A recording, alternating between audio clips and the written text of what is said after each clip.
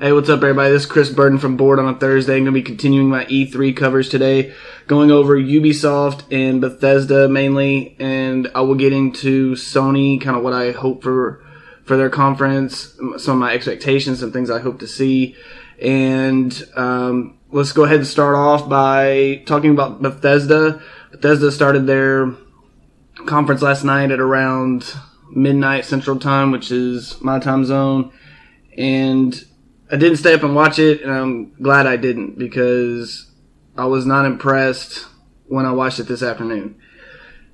They had so many different games, but they only showed actual gameplay footage of a few. So some of the games that they had, that they unveiled, were Fallout VR, Evil Within 2, Doom VR, Elder Scrolls Online, the DLC for Morrowind expansion, thing called Creation Club, which I guess is now they're gonna have you pay for mods when they used to be for free. I'm not really sure how that's gonna work, or if they're gonna discontinue the mods that are already out there. I'm not sure exactly how they're gonna implement that, but just hearing what they were saying and how it's gonna cost credits and all these different things, I wasn't that thrilled with it, because you can already get the free mods right now. So I'm gonna have to see more on that before I'm convinced that that's a good idea.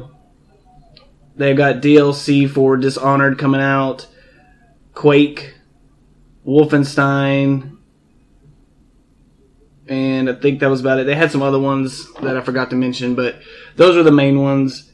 And just starting off, gameplay footage that they showed off was only for a few games. So Fallout VR had some gameplay footage, not really actual people playing it, but like a montage of someone playing it.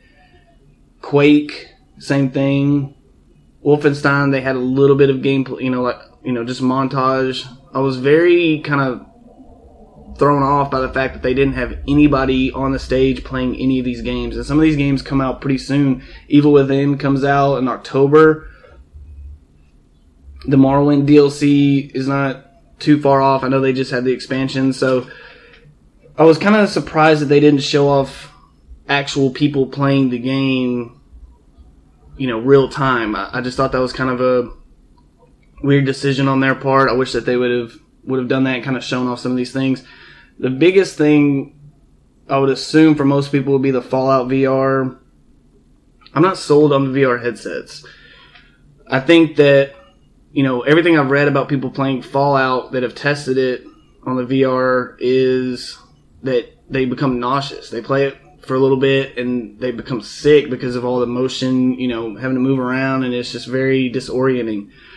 So that's kind of my thing on that. I guess the way I look at it is, how long are people going to be willing to put that, Fallout, you sit down and you play for hours and you can just soak hours into this game on end, same way with Skyrim. But to have that thing on your head, how often or how long are you going to be willing to go through that, and how long are you going to be able to play in a setting without, taking a break or having to do different things to accommodate it, I guess. So the biggest thing for me on that is, how long are people going to be able to play through a playthrough? How is that going to work as far as, a game like Fallout, you could spend a couple of hours just walking around. So if I'm only going to be able to play 30 minutes of it, I'm going to have to kind of rush to the game to get to the stuff I want to do. And I don't like on the VR headsets where they don't show your hands. Like, they don't show your hands and arms. I just think that's kind of weird. Like you're just seeing a gun floating in the middle of the air. I think that's kind of odd. So I wish that they would just kind of have, where if I put up my left hand, I can see a hand. It's not necessarily my hand, but I can see a hand and an arm and different things like that. I was surprised that, it's like the Batman VR game for PlayStation that came out earlier in the year.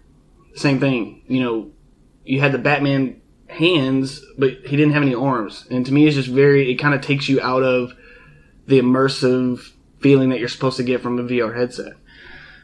So overall, I think everyone was kind of in agreement that Bethesda didn't really impress too much with their showing. I thought their whole thing with the Bethesda land and I just thought it was kind of weird, and I didn't care for it too much. I mean, I'm excited for some of the games. Evil Within 2 looks, I think it'll be good. I like the original. I haven't played Dishonored 2, but I know a lot of people liked it, so the DLC, that's cool. But, some of these other games, I'm just not... It's not like when they released, or they announced Fallout 4, and I was hoping to see some kind of details about the next Elder Scrolls. Just something. When is it gonna... are they working on it? Are they... what's going on with that? I'm kind of surprised they haven't said anything about that. They did the Skyrim thing for the Switch, but they make that sound like that's a big deal. I mean, that game's been out for 5 years now? So, for me, if I'm a Nintendo Switch owner, chances are I've probably already played Skyrim on a better version. So the version that I played Skyrim on is better than the one I'm going to get the Switch. So, to me, that's just kind of... if you've only stuck with Nintendo your whole life, then yeah, it's cool. But I just don't know how many people have a Switch that haven't played Skyrim yet. So let's kind of switch gears and talk about somebody that I think had a really good conference, and that's Ubisoft. So my thing with Ubisoft is they've always had really good games. They've always had games that I thought were, took chances, games that were different. Rainbow Six Siege, I think, is one of the best pure shooters out there. It's just the connection problems that you have and all the glitches. It's unplayable at times. And the problem with Ubisoft games is their servers are so bad. They're the worst of all the big companies out there. Theirs are the worst, and they never seem to want to put in the time to fix them or the money. And I think that hurts their overall product. I mean, Rainbow Six, there's not another game like Siege. There's just not. And if they had their stuff together, first of all, if you play Rainbow Six, still, you'll kind of know some of the stuff I'm talking about. Their ranked system is really weird. It's, if you go in, and I haven't played in a while, so if this has changed, then forgive me, but for a long time, it would still have a beta thing, so it wouldn't actually say that it wouldn't keep up with your stats. When it first came out, it would keep up with your competitive stats, and now it doesn't, or, the last time I played it, it didn't keep up with your kill death, or, different things like that. So, every time they take a big step forward, they always seem to, take a couple steps back, and I think that hurts them. But let's just go down some of the list of games that they announced. So, Assassin's Creed, which comes out in October.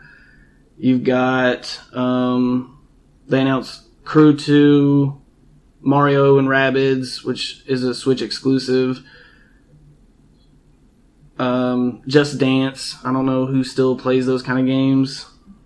There was a South Park card game that they announced, that they showed a little bit of. I'm not sure if that's going to be companion for South Park Fractured But Whole, that's one of my most anticipated games. That game comes out in October as well, October 17th, and I cannot wait to play that game. The first one was one of my favorite games when it came out, and I've been a huge South Park fan for years, and it's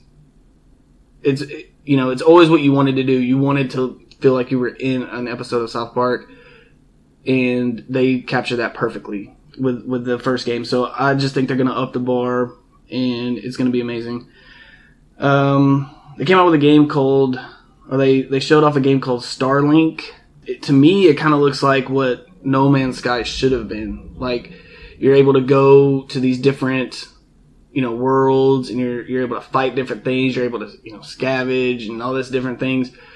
With No Man's Sky, you learn real quick that you're not fighting anything. And not only are you not fighting anything, but there's rarely anything out there. There's just nothing. There's no one to talk to. There's no one to interact with. There might be one guy in a little hub or something that you go and talk to. But other than that, it's the world, for as big as it was so bland and generic that you lost interest really quick. Steep, their snowboarding game. They announced Beyond Good and Evil 2, which I know a lot of people are huge fans of. I never played the first one, but just from the trailer, it looks really cool. I've never played it, so I can't say one way or the other if it's going to be a good game, but just from the trailer, it looks like something I would play. and hopefully, once I see some gameplay and footage, then I can better estimate whether or not I would pick that up. What else? So they've got a game called Skull and Bones, which I thought looked really cool. I thought it looked like a grown-up version of Sea of Thieves. So Microsoft showed off Rare's Sea of Thieves at their conference, and it's got that Rare kind of animation to it. It's kind of geared towards a younger audience and stuff like that, and it still looked good, pretty cool. But this game looked really good. I mean, it looked like when I was looking at the stuff for Sea of Thieves, I was like, man, that'd be really cool if it had like a real type of feel to it and a real kind of artwork. It looks like it's a real battle instead of kind of a cartoony thing. And this is exactly what that is. Plus, it's it's multiplayer. You can play with your friends or against them. So I think that's really cool. I'm excited to see more information come out about that. It's not coming out till next fall, so they're still in the early stages of it. But I'm really excited to see what they do with that game. Far Cry 5 comes out next February, and this game to me looks... I like the Far Cry series, and I'm hoping that the gameplay mechanics and the fact that it's, from what they're saying, is that it's co-op throughout the entire game. I hope that they change up the gameplay enough to where it doesn't just feel like Far Cry in a different location. That's kind of my problem with the difference between Far Cry 3 and Far Cry 4 is they just seem like the same game, just in different locations. They're both good games, but I would like to have seen a lot more innovation and a lot more changes to what they were doing to kind of make it feel like it's like you're getting an upgraded version of the previous game. To me, it kind of felt like like they were unlocking a new part of the map for Far Cry 3. And like I said, I really enjoyed Far Cry 3 more than Far Cry 4, but they were both good games, so hopefully this one will follow suit and be a good game. A game that they showed off that I think could get me into the VR conversation is Transference. So Transference is a game that's created by Elijah Wood's company that he's started, and just the way that they presented it shows you that they're really going to take into account, a lot of games make a game and then they say, oh, we're going to add a VR component to it. This game is specifically created for VR, and I think that I'm just really excited for what they're going to do with it. I think it looks, they didn't show any gameplay footage or anything, but just from the sound of it, I'm really intrigued to see what they do with it in the future. And that's, if I play a VR game, I want to feel like I'm in that world. I want to feel like whatever's happening in the game is happening to me. I feel immersed in what's going on. And this game looks like it could do that. The last game that I didn't touch on that they showed off was Assassin's Creed. That comes out in October 27th. I'm not a big Assassin's Creed guy. I've just never really thought that it was, I've tried it, and I just think there's better open world games out there than Assassin's Creed. But, this one looks pretty cool, and they've got some new things that you can do. They've got a new location that looks completely different than anything they've done before. So that's exciting. I don't know. I would have to see the reviews and different things before I would pick it up. Because like I said, it's just not my game. There's other games that I think do the open world better. And typically when I play an Assassin's Creed game, I get pretty bored early on. It just kind of seems like you're doing all these little fetch quests and these things, and it takes a while to kind of really get going. Something that I saw later that really kind of intrigued me was that Assassin's Creed is going to have... So, something that I saw online is that Assassin's Creed is going to have an $800 Dawn of the Creed Legendary Edition for this game. That's insane. If you spend $800 on this game, then I think either one, you have too much money, or two, you really kind of need to reevaluate maybe your life in general, or maybe just kind of, what's going on. Like, that is insane to me. So in this $800 version, you can get, it comes with a 28-inch figurine of Bayek and his eagle sinew cast in resin. Okay. A hand-drawn world map of Assassin's Creed Origins Egypt. So some guy just scribbles on a piece of paper the overview of the map. Cool. Replica of Bayek's eagle skull amulet cast in resin. Not even sure what you would do with that. 4 15 by 11-inch lithographs signed by Ubisoft Montreal studio artists. Okay. Official game soundtrack. I hate when people add this in. Like, that's some big deal. You could probably go on Spotify as soon as it comes out and just listen to the soundtrack whenever you want. But they make it sound like people still want, like people still buy CDs or something. 2 steelbook cases. Alright. Art book and art cards. Okay. Numbered certificate of authenticity. And, of course, a copy of Assassin's Creed Origins Season Pass and other digital goods. That doesn't seem like $800 worth of content. I'm just being honest. The game and the Season Pass, let's say that's $90 to $100. Other digital goods, another $20. That's $120. And all this other stuff, I mean, what are you going to do with this stuff? Are you going to hang it in your room? Are you going to put it on the wall?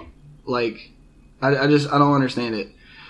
But that's what they're pushing, so I'm sure someone out there will buy it and think that it's the coolest thing ever. Go to all the clubs and all the bars and tell everyone that they have it.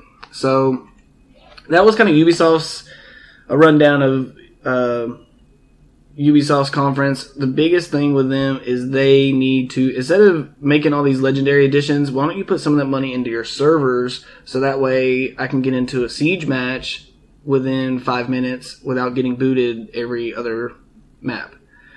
That would be awesome. So, again, Ubisoft, you make great games, but fix your servers, for God's sakes. I would say that they had a way better conference than Bethesda. There's a lot more. I mean, just looking at off the top of my list, there's 5 or 6 games that I'm interested in. So, I'll be playing these games, hoping that that they're not as glitchy as some of their other offerings, but we'll see.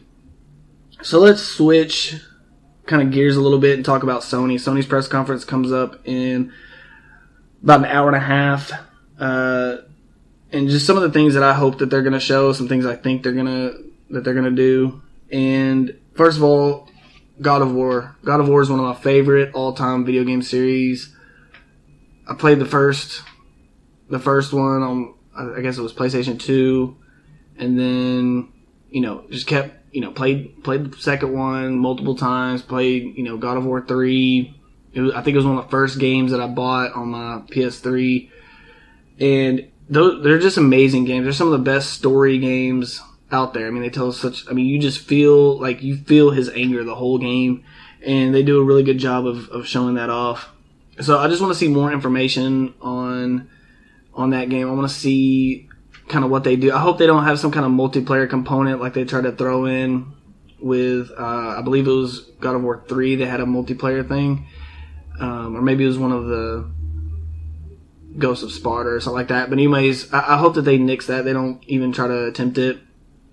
I want to see kind of, is this a reimagining of Kratos?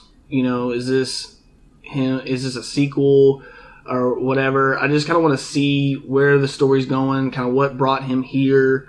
And I know that they probably will get into too much of that at the conference because they want to leave, they want to leave that for the game, which is cool. I like that.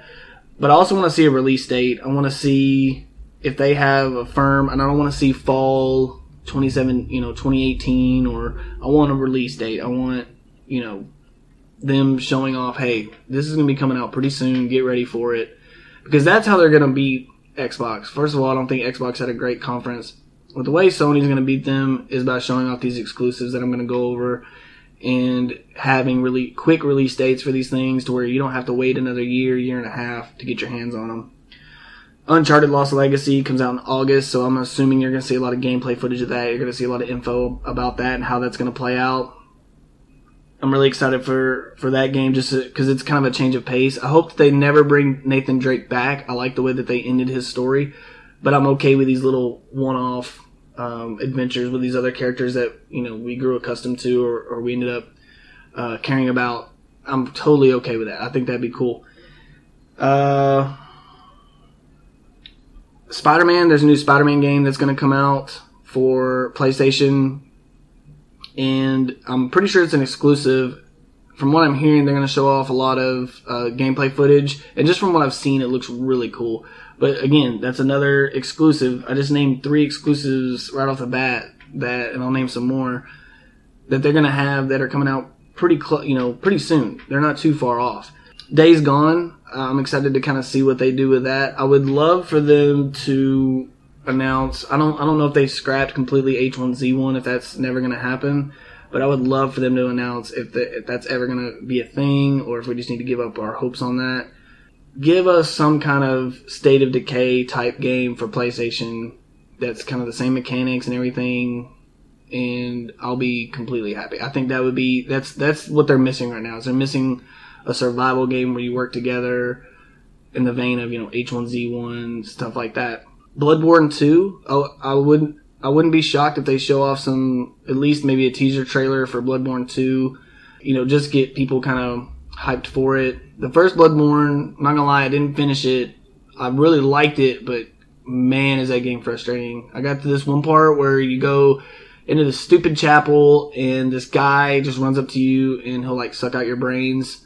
And he just kept doing that over and over and over again, and I just got tired of it. So kind of stopped playing it. But it's a really cool game. I love everything about it. I love that there's secrets, that there's different things that you learn as you play the game, little tricks. I like that there's no kind of normally there's a little tutorial. There's no tutorial. It's just, hey, here you go. They don't tell you how to do any attacks. They don't tell you how to do anything. You just have to figure it out on your own. And I like that because I think a lot of times video games hold your hand too much in the early going of the game, and it really slows down the pace. Another game that I really want to see something on is Detroit Become Human. They haven't released too much info on it recently, and this is made by the same people that did Heavy Rain, which is an amazing game, one of my favorite story games of all time. I just think that if they do this right, and I know that they will because they're taking their time with it, it could be one of the best games of this generation. I mean, just a little clip that they show of the guy on the building solving the issue. There's so many different ways that it can go down. I'm just really excited to see kind of where they're going with that, and I would like to see a release date on that as well, or at least kind of let us know when we can expect it. If they said fall or summer 2017 or 2018, I'd be okay with that, but I do want to see some kind of firm, it'll be coming out in this time frame type thing from them. And lastly, Last of Us.